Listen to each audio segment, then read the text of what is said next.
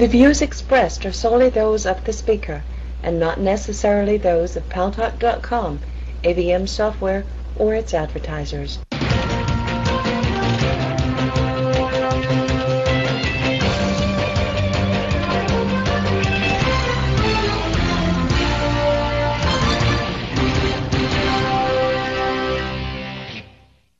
News Talk is online. News Talk Online is a production of paltalk.com, the largest multimedia interactive program on the internet with more than 4 million unique users, on demand on iTunes and on YouTube, and on my blog, GaryBaumgarten.com, where you're encouraged to post your comments, whether you agree with what I write there or not. And there's a very interesting story there just posted today that kind of relates to our discussion today. It's about a reverse problem at the border with Mexico, not sneaking people and contraband into the United States, but sneaking contraband out of the United States. And we'll be talking to our guest about that in a little more detail in just a moment or two.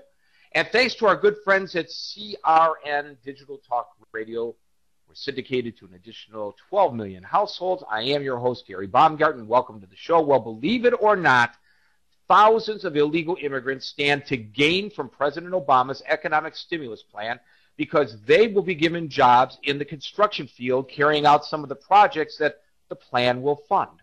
The reason for this is that they didn't include E-Verify in the plan, which would have required contractors to check the immigration status of all they hired online, something that just takes a couple of minutes to do.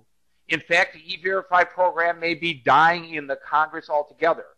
Joining us now on News Talk Online on paltalk.com to talk about this and the recent seizures of weapons at the border heading into Mexico, as well as the Mexican drug gang wars spilling over into Phoenix, Atlanta, and Texas, is Ira Melman of FAIR, F-A-I-R, the Federation for American Immigration Reform.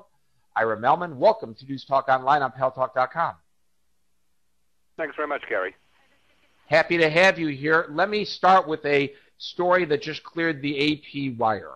Two senior GOP congressional officials expressed concern that the bill could steer government checks to undocumented workers, but in fact, the measure indicates that Social Security numbers are needed to claim tax credits of $500 per worker and $1,000 per couple. It also disqualifies non-resident aliens. Now, here's the reaction by the Democrats.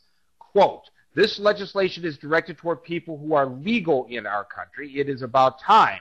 The Republicans got a different piece of reading material and get off this illegal immigrant stuff," said Senate Majority Leader Harry Reid, Democrat of Nevada. This bill has nothing to do with anything illegal as far as immigration. It creates jobs for people who are lawfully in this country. Mr. Reid seems to differ with your opinion and my reporting of this issue. Ira? Yes, and let's take these two issues separately. In terms of the tax credits that are coming to all of us, including illegal aliens, it does say in the legislation that they're not supposed to go to non-resident aliens. However, the IRS defines anybody as a resident alien who's been here, I think, for about 9 months. So whether you're here legally or illegally, the IRS considers you for tax purposes to be a permanent resident of the United States, and therefore, under the definition used by the IRS, these folks will be eligible for the tax credits. Now, in terms of the other part of it that you're talking about, the job creation, Harry Reid has said that he supports E-Verify, that he thinks it's a valuable tool, and yet the Senate, every time they get the opportunity, kills E-Verify right up until yesterday when they refused to include it in the omnibus spending package that's going to keep the government funded through the rest of the year. E-Verify, the omission of E-Verify from the stimulus bill was not an oversight. It wasn't like they got up and said, oh, gee, we forgot to do that. It was in the House bill. The House bill contained two provisions. One said that we're going to reauthorize E-Verify for another 5 years. Number two, we are going to require any company that receives federal stimulus money to use the E-Verify system to make sure that the workers they hire are legally present here in the United States. It was Harry Reid who blocked those amendments were being offered to the Senate bill. It was Harry Reid together with Nancy Pelosi who pulled that language out of the conference report when the House and the Senate got together to work out the differences and made sure that language was not in the bill that President Obama signed last month. Well, you just said, Ira, that under the IRS regulations, a person would have to be in the United States 9 months before being declared permanent. No, I don't. I would have to beg to differ with you. They could be in the United States for 9 hours because they are illegal. They are undocumented. They have no way of knowing, they being the government, how long that person was here. They could walk in and say they've been here for 9 years after being in here for 9 minutes. Nobody would know the difference. Well, that's true. I mean, corroborating this information is difficult enough.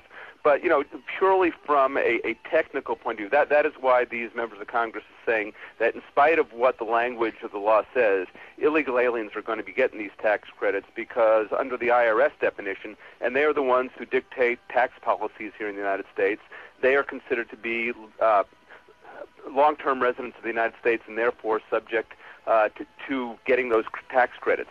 You get into a technical argument here, but the bottom line is that the law is written in a way where there is a loophole that allows illegal aliens to get these tax credits. Let me read you something that's in text in our virtual auditorium on paltalk.com. The writer is using the nickname Big Cliff. E-verifying has worked well. Why get rid of it? Good question, Cliff.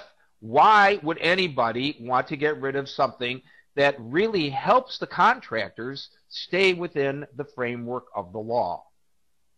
Well, the fact that it works is precisely why the people who support illegal immigration want to get rid of it. They don't want a system that actually works. They were very happy with the system where you came in with your Social Security card. It may have been the one that was actually issued to you, or it may be the one that you bought on the street corner a half hour ago, presented it to the employer, he looked at it and says, well, it looks pretty good to me, you're hired. That is the system that they want. The last thing that they want is a system that actually allows them to determine whether you're legally entitled to hold a job here in the United States.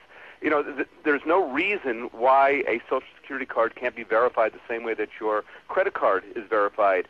And that's exactly what E-Verify attempts to do, and actually does with a 99.6% accuracy rate. And that's precisely why Harry Reid and the Senate leadership want to get rid of it, because it does work. Peel back the onion a little bit further and ask the question again, Ira Melman from FAIR. Then why would they not want to weed out illegal immigrants from the employment pool? Why would they want to encourage the hiring of people who are here illegally or undocumented? Because a lot of industries have gotten to like the fact that they can hire illegal aliens more cheaply than American workers. These are people who write big campaign checks to members of Congress. And if you look at Harry Reid's home state, you go into any of the casinos in Las Vegas,